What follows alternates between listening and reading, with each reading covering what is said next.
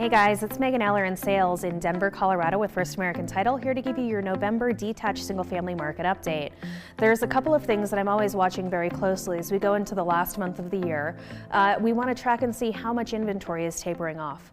As you know from our real estate cycle that's existed since 2013, being an extreme seller's market, what happens at the end of the year is that our inventory drops drastically, leaving from October, November into December.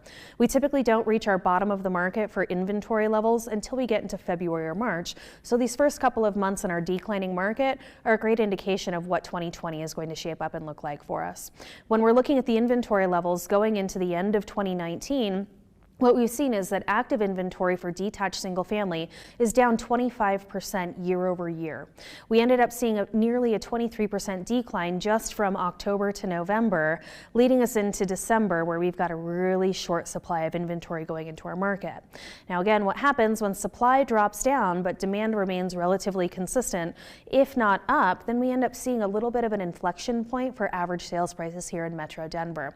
So our active inventory, again, heading into the last part of the year for 2019, active inventory is down 26%, and our under contract units were up by 9.5% with a highly active buyer pool taking advantage of those lower interest rates. Now, when we look at pricing, typically what we can expect to see as we head into October, November, and December, for October and November, we usually end up seeing a little bit of an influx in prices, either 1% up or 1% down. In the last 7 years, it's been reported for November that home prices typically taper off by 1%. This year they remained flat, so there was no change in price from October to November.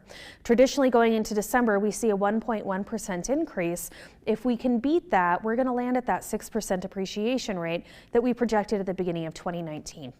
As of the final numbers coming in for November, we were thinking that we'd land somewhere around 526,000.